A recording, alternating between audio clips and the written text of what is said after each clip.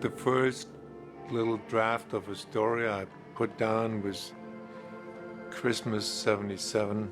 Was my first time in Australia. I'd come through Darwin, through the back door. I discovered the whole continent.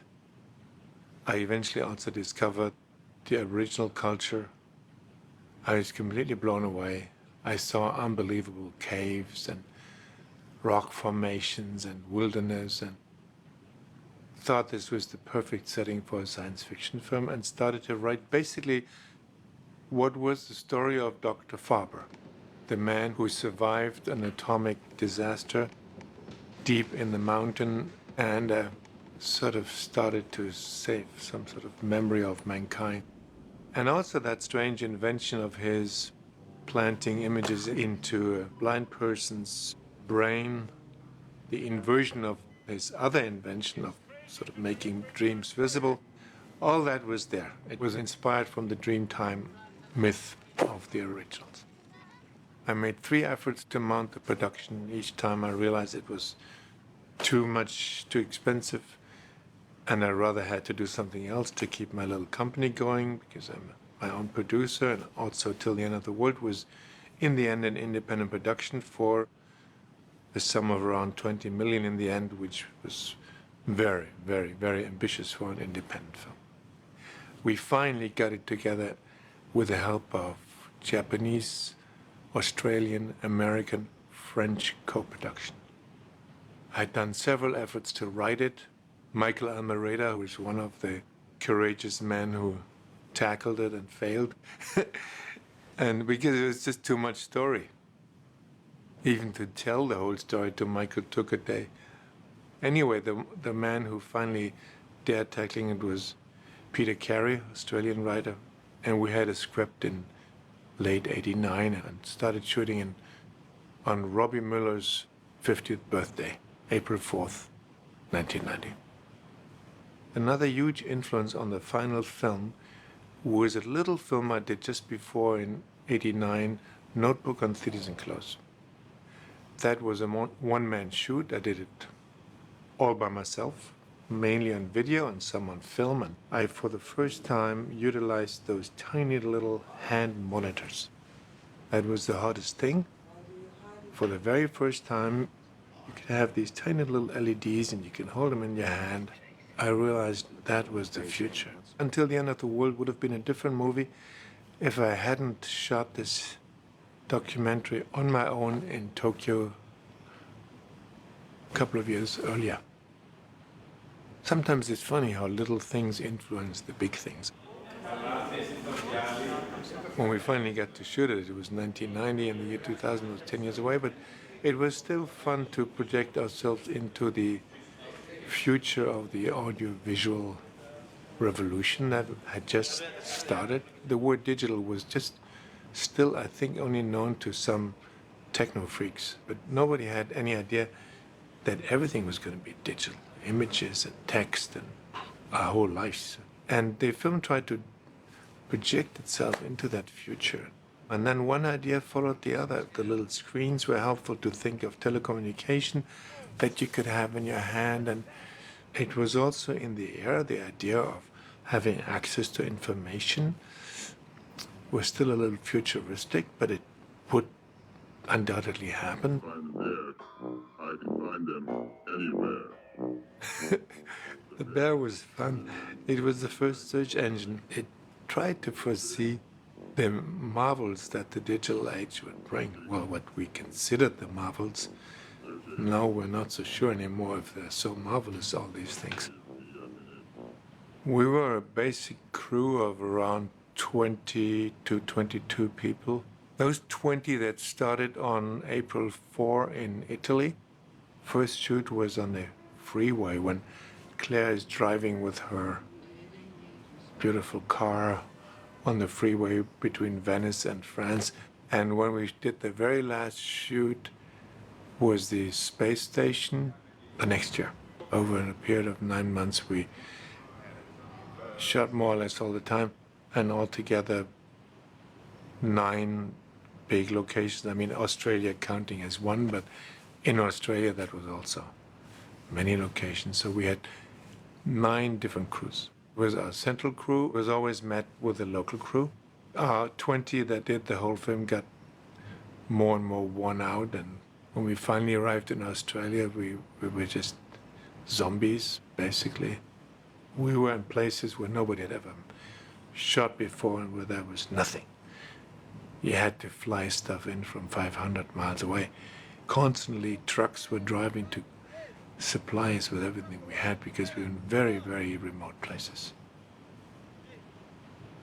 The greatest technical discovery of Until the End of the World was the prototypes of digital HD machines.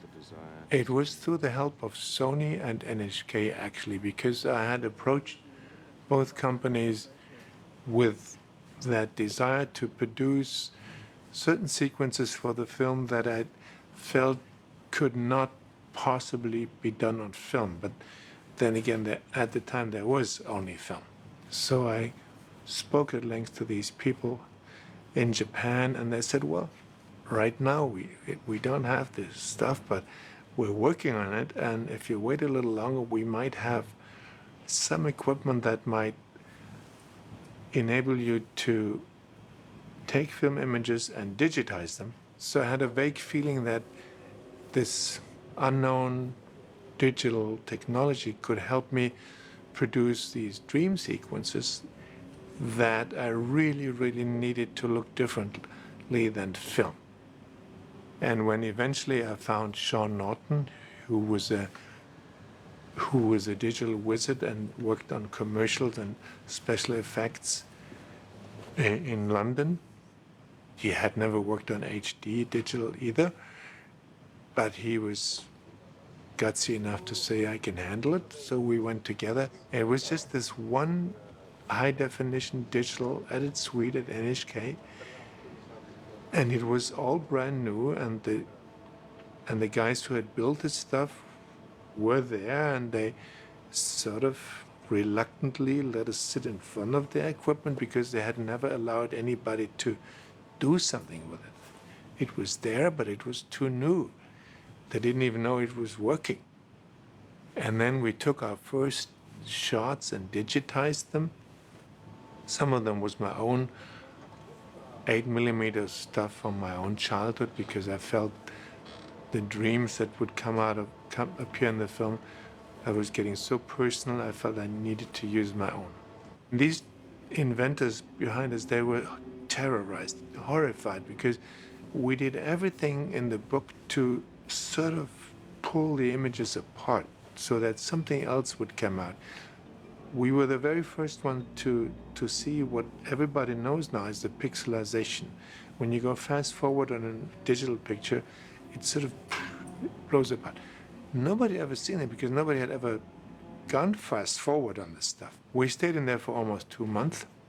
Sean and I, we ended up sleeping there, and we really produced all the stuff that William Hurt is seeing through his goggles, and that's appearing in the laboratory on the big screens, and then all the stuff that he's extracting from the brains and all the dream sequences.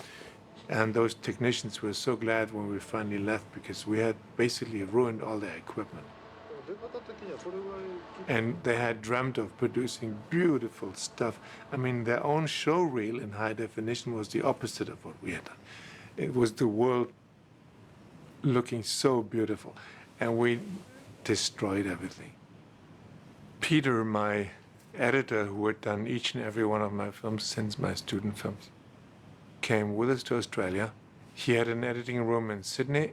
The first cut that we watched was 12 hours. Eventually, we had a cut that we showed to all producers and distributors that was 4.5, and that we considered was just it.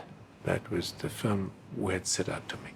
And then the disappointment started that the producers were not ready to even remotely think of releasing it in that length.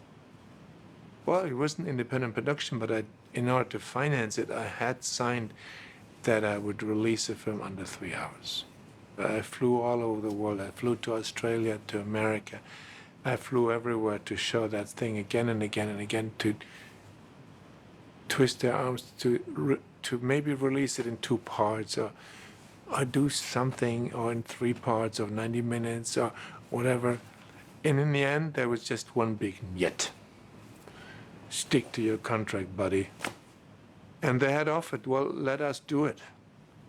If you don't want to do it, we will do it. So Peter and I looked at each other and said, well, it's better that we do it than they do it. But let's not forget this cut that we know is the good one. And as we said that, Peter and I had the same idea. What if we take the 4.5 hours and we produce an interpositive of everything that's in there? And then we cut our film back to 2.5 hours, and then we cut the interpositive. So the negative is not going to be touched, and we can always come back to our 4.5 hours. Peter and I sat there and we went secretly to the lab and asked them, what do we have to pay?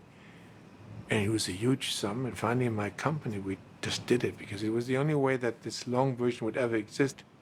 If we had cut the negative, it would have been impossible. So we, without telling anybody, produced a huge amount of interpositive, everything that was in the 4.5 hours. And then we, once that was in the bank, so to speak, we kept cutting until we were at 2:45. A lot of the musical stuff had to go. Storyline had to be reduced. So the writer, he was more like a side character now. His narration didn't happen anymore. So finally, we did come to 2:45, and it was really a Reader's Digest of the film. It was like the plot. The film was a failure in the short version because the fun was out of it somehow. None of the other co-producers wanted to have anything to do with the long version because the short one hadn't worked. So we did it ourselves, and it then stayed in the vault for a long time. I always felt I owed it to the crew that had gone through this incredible effort, and especially the musicians, because the Reader's Digest, I couldn't even fit in all the music I had. All this gorgeous original stuff from all these bands who I had addressed, and some of them didn't make it into the cut because the 2.5 hours weren't long enough for all of it. And for my actors who had worked so hard, and the crew that had almost put their lives on the line because those 9 months of shoot had been so hard on the core crew. It had really almost cost me my friendship with Robbie, who took a long time to heal. I mean, I became like a maniac. I just needed to finish it, because if you didn't finish it, that was going to be the biggest disaster of all. So I pushed it through in the end, and everybody stayed with me till the end, but it was a hard burden. I just had to see it through.